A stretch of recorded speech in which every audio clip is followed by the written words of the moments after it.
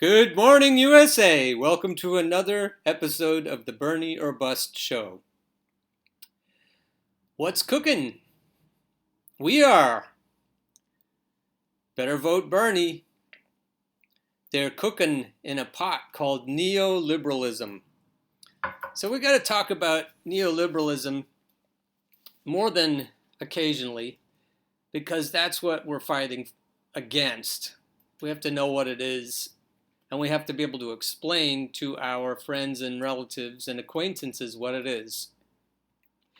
In the book Rigged by David Baker, he says on pages 36 and 37, we live in an interventionist economy, an economy where the government has intervened in a variety of ways that have had the effect of shifting income upward. That's what neoliberalism is. If this intervention in turn lowers consumption and therefore output and employment, a policy of not intervening is in fact a choice to let the earlier interventions go unchallenged. The beneficiaries of the upward redistribution may like the outcome. The political and media elites may like that outcome, but it is not because they prefer leaving matters to the market. Rather, they prefer government interventions that have the effect of giving them more money. So neoliberals are people who benefit from interventionist economics and the whole political and educational, to be fair, to be honest, the whole all the systems and subsystems that are in place to keep power in power and to keep money going to the top. More and more of it going to the top and less of it available for middle and lower income workers. And even upper middle level income. It's all getting squeezed to fewer and fewer people at the very top. That's what Bernie's fighting against. And other people are positioning themselves around Bernie. Some are paying lip service, some are sincere. We'll have to figure that out over time. Bernie has been sincere for over 40 years. So we know that he's been walking this talk for a long time. So that's neoliberalism. What do we need to do about it? Here's an article on Medium called Why Leverage Conversations with Die-Hard Democrats Are Necessary But Painful. I've mentioned this article before. It's something that you can use in a polite way rather than just being in people's faces all the time. You can copy this URL and paste it on people's Twitter or Facebook or Instagram or Reddit accounts and make your point. It's sometimes good to use a combination of your own words and other people's published words to make your point. It's good. It's an academic tactic. It's not always fair, but it definitely adds to the power of your argument when you say something and you refer to other people who are saying the same thing. So go there on Medium and paste this on people's Facebook and other places.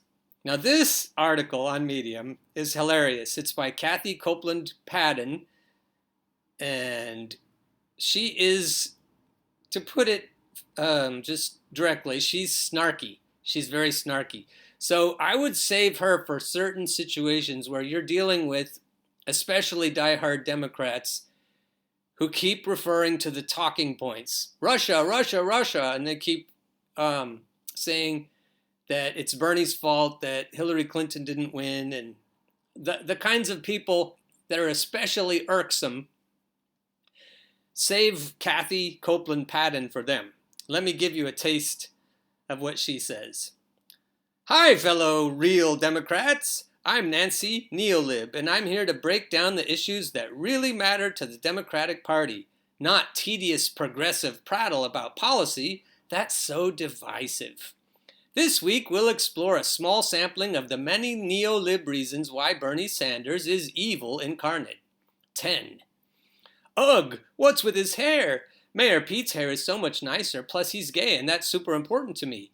Let's put him and the brown lady cop on the ticket, and we can all plot our way to identity, politics, heaven.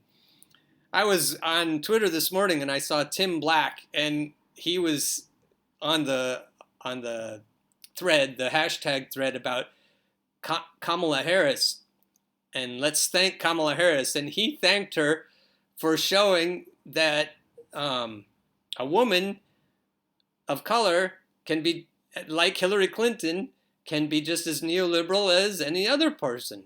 So he thanked her for that. Go on there on Twitter and retweet Tim Black today. He was definitely on point. Number 9. Bernie's supporters are so annoying with all their mean talk of fair elections and campaign finance reform. How do they expect us to rig our own primaries if we have a transparent election process? It's so divisive. That's the problem with progressives. They never think these things through. Number 8. He looks so grumpy and disheveled, unlike our spiffy, well-coiffed candidates with their barracuda smiles and dead reptilian eyes. Why would I want a president who looks like he flies coach? Holy shit, he really does fly coach? Gross. I rest my case. Rachel Maddow. All hail our sacred neolib oracle. Photo by MSNBC. I've been enjoying the hashtag MSDNC. That's a good one if you're into snark. Number 7. This one is probably the most important one in this article.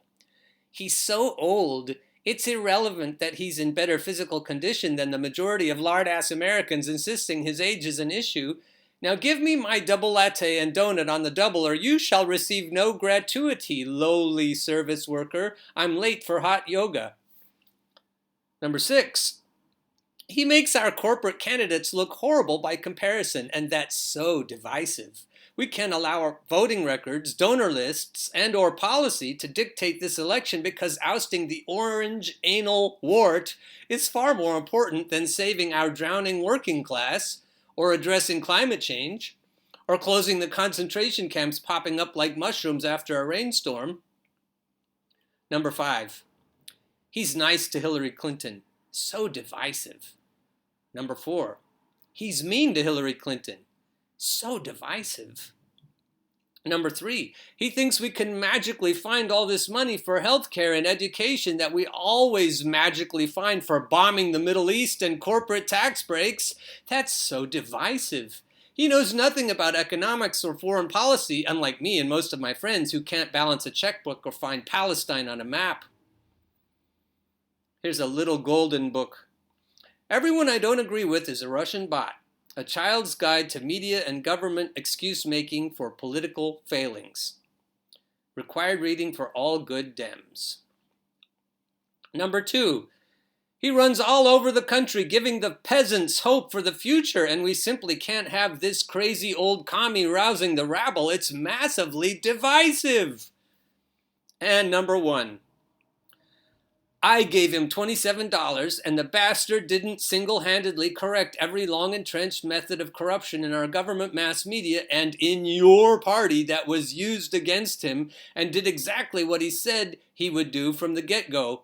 But since integrity is a foreign concept to me, I'm gonna cry and whine and moan like a sniveling little bitch, even though it makes absolutely no sense, and people point and laugh at my idiocy while wishing a stray asteroid would hit me and my derpy ilk, for the good of all mankind. She asterisked that one. That's for ex-burner bunny boilers only. That was a good way to end it. But wait, there's more.